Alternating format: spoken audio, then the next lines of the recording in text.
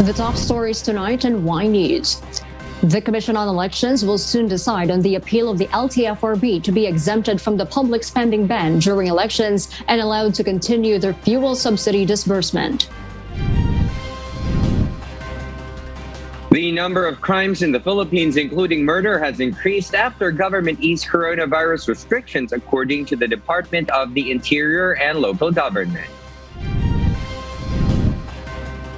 Oil companies will lower the prices of people products starting tomorrow. And for our global news, Ukraine accused Russian troops of war crimes after the discovery of mass graves and executed civilians near Kyiv. Good evening, Philippines and the world. Today is Monday, April 4, 2022. Join us in the next hour as we deliver today's top stories around the Philippines and in other parts of the world. I am Hardin Delgado. We are also seen in 1,935 satellite monitoring centers nationwide and via live streaming worldwide through the UNTV News and Rescue social media accounts and our website, untvweb.com. I am William Theo. First in the news.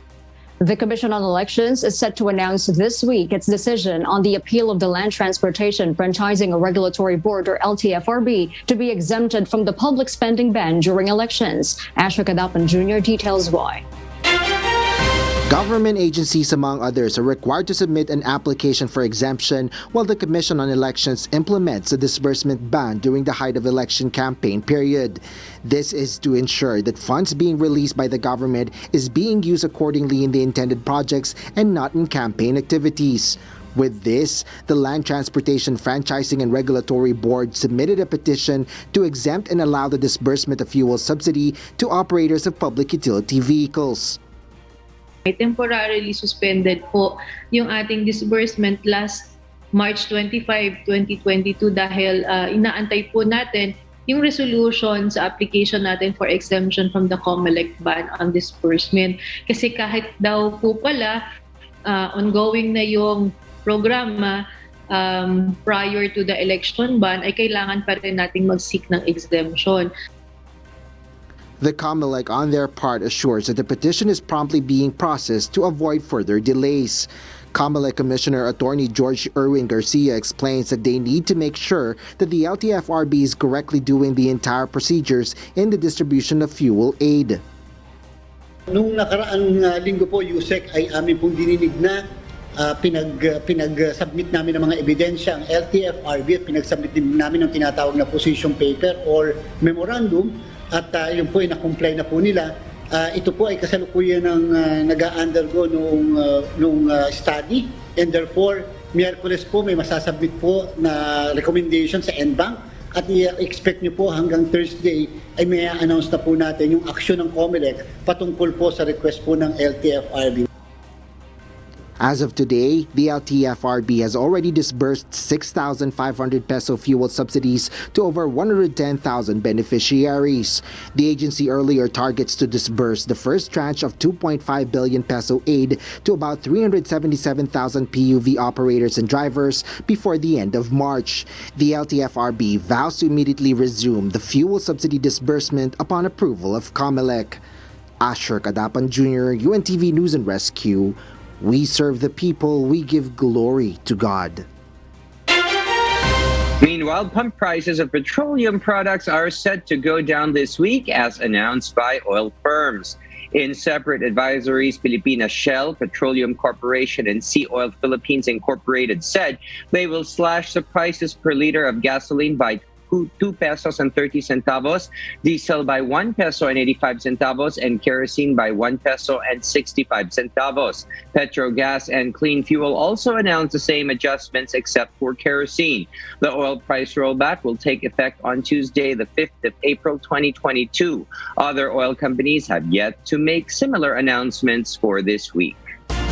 The Commission on Elections, or Comelec, plans to form a task force that would combat disinformation ahead of the May 9 elections. Meanwhile, the poll body intends to make the debates it organized part of the mandatory responsibilities of a candidate. Dante Amento tells us why live. Good evening, Harleen. The Commission on Elections stressed that fake news can destroy the integrity of the elections, confidence of the electorate with the whole electoral process. Commissioner George Erwin Garcia says the poll body is firm in fighting the spread of misinformation. Thus, he will convince the unbanked for the creation of a task force to fight against fake news.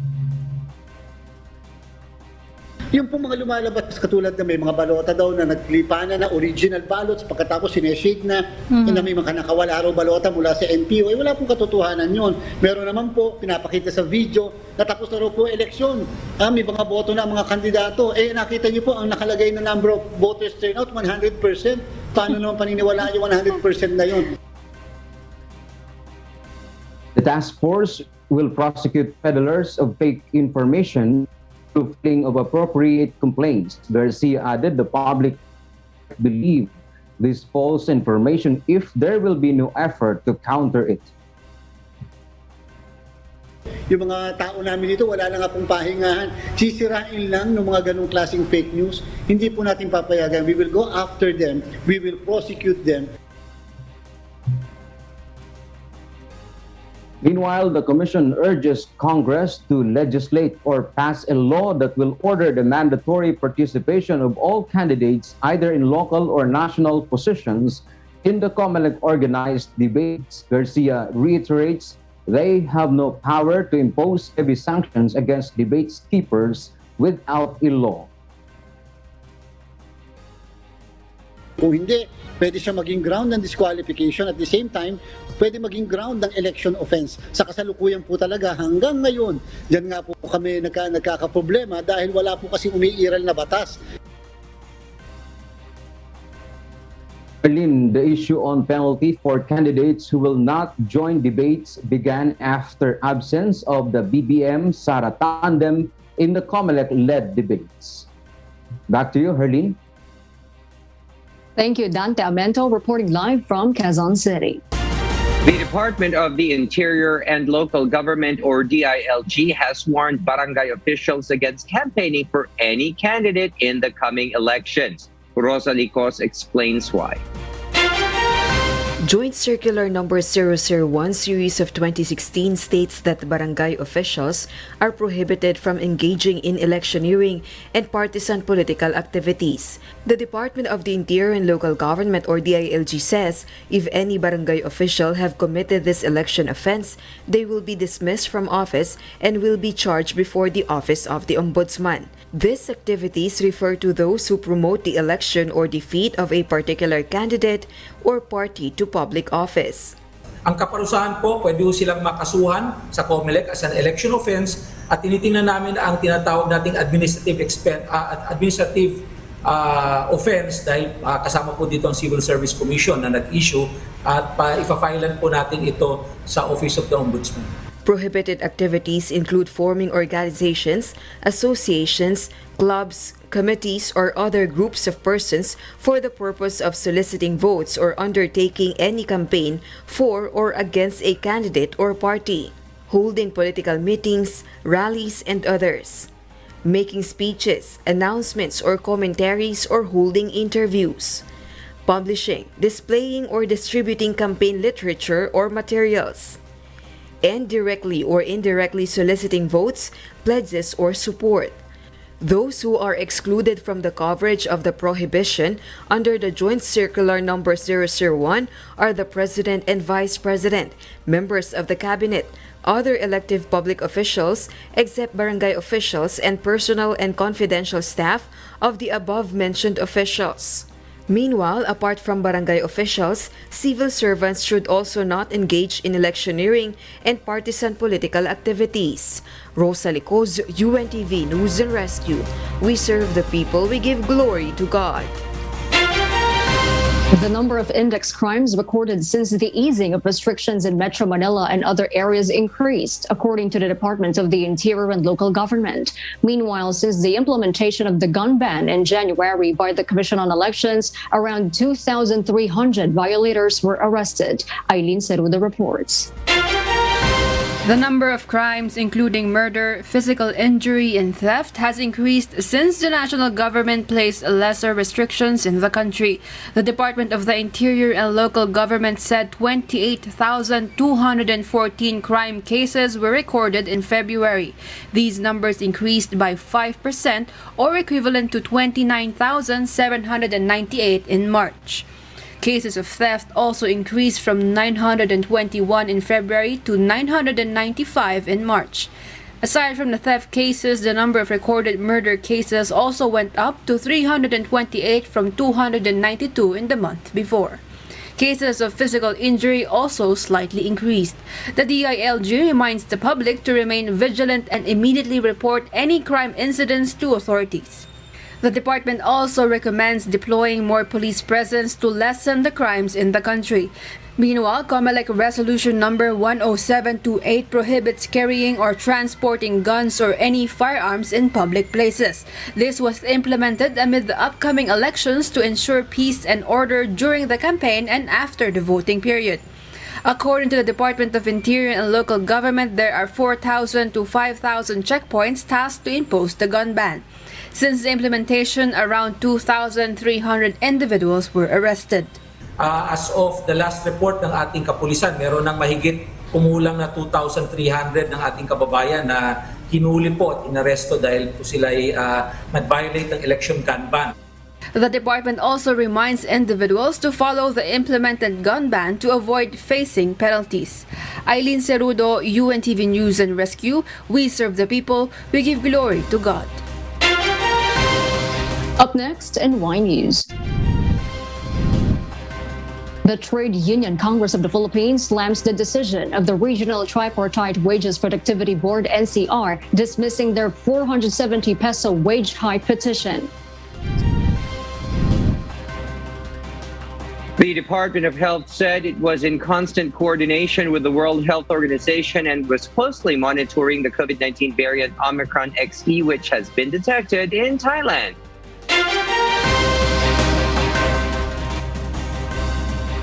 For those watching our live streaming on YouTube, please click the subscribe button you see on your screen and ring the bell for notification. You may also follow us on Facebook. A Senate panel may begin an inquiry in the coming days on the issue of estate tax deficiencies of the Marcos family. Meanwhile, presidential candidate Senator Panfilo Lacson will inhibit from the impending Senate proceeding. Harleen Delgado will tell us why. Presidential candidate Senator Panfilo Lacson will not attend any investigation into the unpaid estate taxes of the Marcoses. This comes after Senator Aquilino Coco Pimentel III filed a resolution seeking to probe the supposed failure of the Bureau of Internal Revenue to collect the estate tax due of the late President Ferdinand Marcos. Lacson says he would inhibit himself from the inquiry as it involves his fellow presidential candidate Bongbong Marcos. Ako, I will have to inhibit, kasi yung involved doon sa issue na yon, presidential candidate. So, this early, sabihin ko, mag-inhibit ako from attending kung ano man yung hearing. His running mate, Senate President Vicente Soto III, has yet to decide whether to participate in the proceedings. But Soto says the appropriate Senate committee may begin the probe in the coming days while Congress is on session break. The Senate leader sees 3 committees where the resolution might be referred. The Committee on Finance, chaired by Senator Sonny Angara, Ways and Means, chaired by Senator Pia Cayetano, and the Blue Ribbon, headed by Senator Richard Gordon. Ang strategy lang dyan, ay yung kung meron silang nakapending na resolution or bill related to any tax measure or to any BIR issue, pwedeng tumawag ng hearing yun doon. Ngayon, sasagasaan mo na yung resolution. Still, Soto says he would meet with Pimentel first to clarify the contents of the resolution and for the committee referral. The camp of Marcos has yet to comment on the impending Senate inquiry. Harleen Delgado, UNTV News and Rescue. We serve the people. We give glory to God. A political analyst believes that the remaining month before the national and local elections is crucial for a voter to choose the country's next leader. Nel Maribohok will tell us why.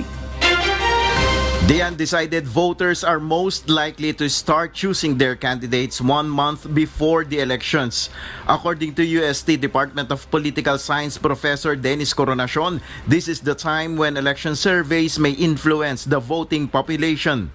At this point in time, malapit ng eleksyon, baka makatrigger yan ng herd instinct at saka yung bandwagon effect sa mga undecided. At saka sa mga decided rin, biglang pagbabago isip kasi nakikita nila hindi umaangat sa surveys ng kanilang mga kandidato.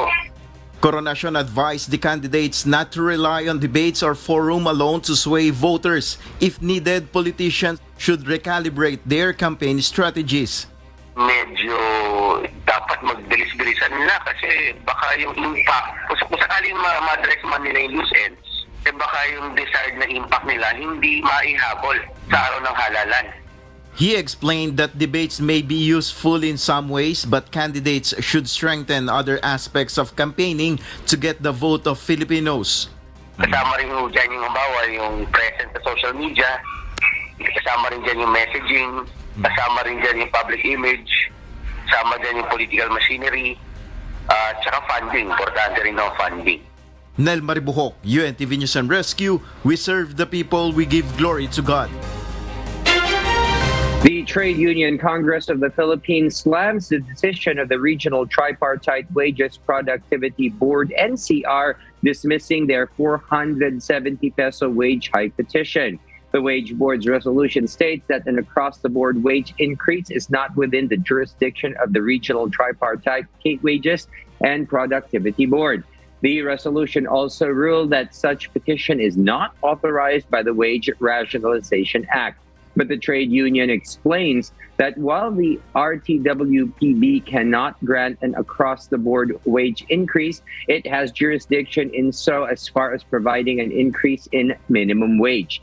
TUCP President Raymond Mendoza says it is grossly unfair for the Wage Board to dismiss their petition and choose to ignore the arguments and computations which are all about a minimum wage increase. The TUCP plans to either file a motion for reconsideration or file again the wage petition.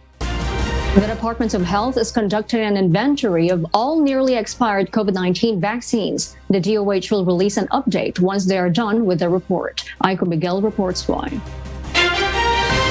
The Health Department has yet to confirm the statement of Presidential Advisor for Entrepreneurship Joey Concepcion that 27 million vaccine doses are set to expire this July.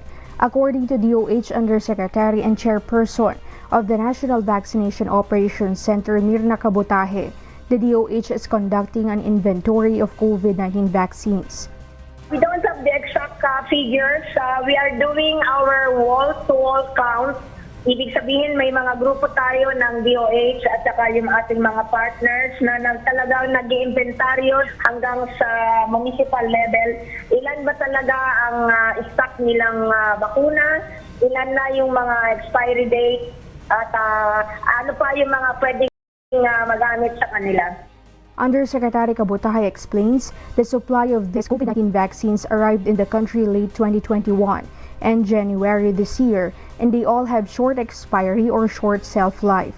However, they have coordinated with vaccine manufacturers to extend their shelf life, so no COVID-19 vaccine will be put to waste. Also, some of the COVID-19 vaccines already have extended shelf life.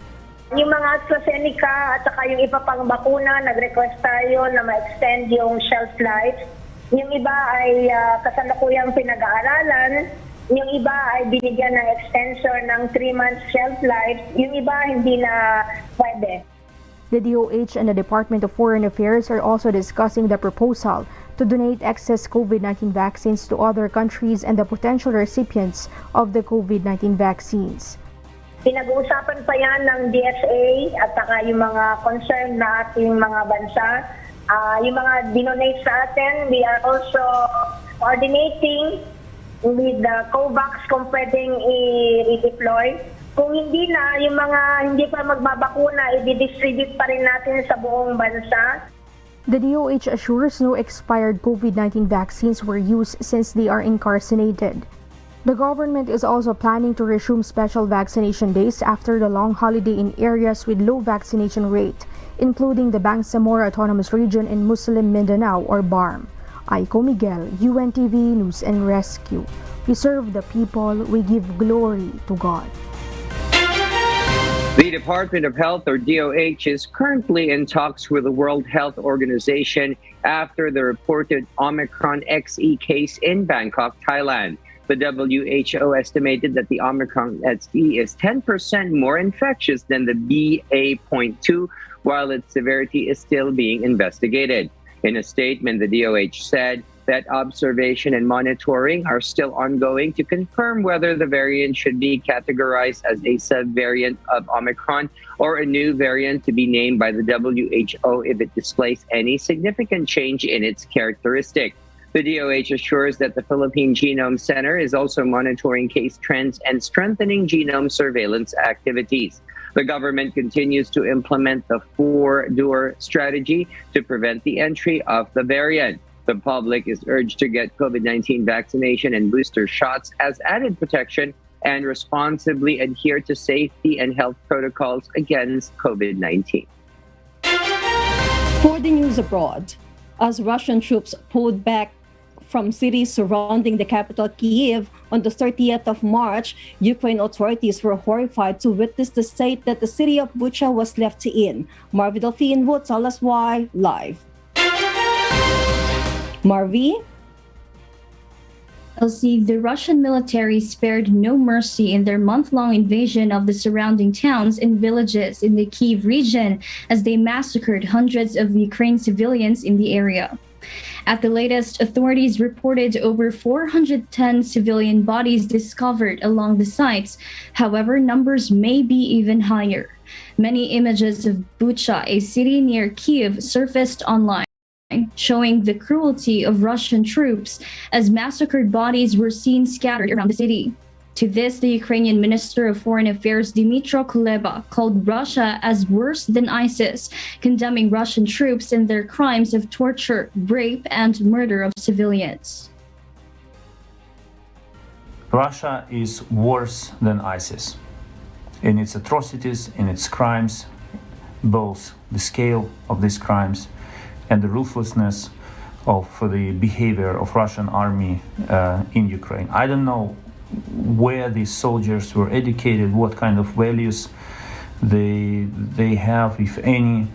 It's unspeakable. Minister Kuleba further announced that prosecutions are underway to bring those involved into justice, and a fifth package of tougher sanctions are now being demanded by the minister. After seeing the images from Bucha, after thinking about all the sufferings of Ukrainian civilians, I cannot politely call on and encourage. I can only demand. This is our demand. Impose sanctions now. Be serious in stepping up pressure on Russia. Meanwhile, Elsie, the Russian Defense Ministry has since then denied the accusations. Elsie? Marvi, are Russian troops still occupying different territories in Ukraine? Yes, Elsie. In fact, many areas of Ukraine are still under the control of Russian forces. And because of this, Mr. Kuleba also called out to many nations who could provide Ukraine more military assets to prevent the outcome of more massacres of Ukraine civilians in other Russian territories. Back to you, Elsie. Thank you, Marvi Delphine, for that live report. A 60-year-old man from Eastern Germany allegedly had himself vaccinated against COVID-19 dozens of times in order to sell forged vaccination cards with real vaccine batch numbers to people not wanting to get vaccinated. The man is said to have received up to 90 shots against COVID-19 at vaccination centers for months until police caught him this month. The suspect was not detained but is under investigation for unauthorized issuance of vaccination cards and documents forgery. He was caught at the vaccination center in Saxony when he showed up for a shot for the second day in a row. German police have conducted many raids in connection with forgery of vaccination passports in recent months. Shanghai Shanghai, China's residents grow frustration over how authorities handled the surge of Omicron variant. Ruth Bahe will tell us why live. Go ahead, Ruth. Good evening, Elsie. Shanghai asked its 26 million residents to undergo rapid antigen test on Sunday in a citywide nucleic acid today as the city records a surge in the Omicron variant. All positive cases are required to be centrally quarantined as part of the China's dynamic zero COVID goal. Many business establishments are affected due to lockdowns, and many health workers and volunteers are working constantly to test the whole city and provide residents with their necessities. Shanghai Municipal Health Commission Inspector Wu Qianyu said the main goal is to completely eliminate and cut the chain of transmission to curb the spread of the epidemic as soon as possible. Meanwhile, China anticipates a 20% decrease in road traffic and 55% fall in flights during their holiday season, which kicked off yesterday. Forced city lockdowns and strict mobility measures could also see the reduction of fuel demand by 200,000 barrels daily. Elsie? Ruth, how are the COVID cases looking like in China as a whole? Elsie, from their latest report on Sunday, there is a total of 13,287 new daily cases in the country, which is their highest since February 2020. Back to you, Elsie. Thank you, Ruth Bahe, for that live report. California has once prohibited cultural burning practices, but is now calling on Native Americans to revive their tradition. Maeve Dog will tell us why live. Yes, Maeve? LC state, federal, and local agencies will be working with Native American tribes to reintroduce the practice of prescribed cultural burns, which is said to decrease the likelihood of future wildfires. Governor Gavin Newsom's Wildfire and Forest Resilience Task Force announced a new plan on Wednesday, named the Strategic Plan for Expanding the Use of Beneficial Fire, which will involve Native American tradition of purposely setting low-intensity fires. This process will rid the land of wildfire fuel, like debris, scrub, undergrowth, and certain grasses, which ignite easily and create intense fires that are harder to fight. Furthermore, according to cultural fire practitioner Don Hankins, controlled fires also help prevent forest floor litter, which consists of dry vegetation that doesn't allow space for grasses, wildflowers, and other beneficial plants to grow. The new plan intends to expand beneficial fire practices to 400,000 acres annually by 2025. Elsie? Maeve, when does the wildfire season usually come in California? Elsie, the wildfire season in California usually lasts from July to October. But climate change and current extreme drought conditions in California continue to change the norms and cause the wildfire season to last longer or start earlier. With that, LC California would be seeing yet another dangerous wildfire season this year, according to experts. Hence, the new strategic fire plan announced. Back to you, Elsie. Thank you, Mavian Dog, reporting live from Australia. And those are the reasons behind the news in other parts of the globe. I am Elsie Marcus, live from Auckland, New Zealand. Good evening. The Philippine Institute of Volcanology and Seismology, or PHIVOLCS, observed a decline in Taal volcano's activity. These include decreasing volcanic earthquakes, sulfur dioxide or SO2 emission, steam plumes, and deflation of the Taal volcano island and its caldera. PHIVOLCS explains that if the said monitored parameters continue to drop in numbers within 2 weeks, Taal volcano may be downgraded to alert level 2. Before nung March 31 na explosion, may mga medyo mataas yung gas. After nga nung explosion, medyo bumababa yung sukat natin na SO2. So tinitingnan pa naman natin yun na kung tuloy-tuloy yun, nandun yung possibility na ibaba sa alert level 2 after 2 weeks from the last na major activity. As of today, Taal volcano remains alert level 3. This means residents are not allowed in the main island as well as high-risk areas in Agoncillo and Laurel, while activities in Taal Lake and flying of any aircraft close to the volcano is still prohibited.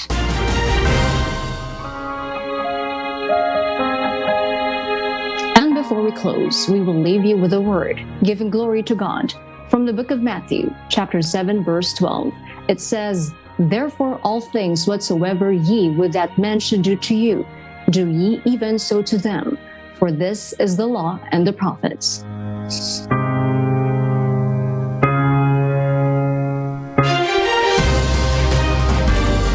And those are the reasons behind the news, April 4, 2022. Reasons we deliver to you as they unfold. I am Herlene Delgado. And because we need to know, we will always ask why. I am William Theo. We serve the people. We give glory to God.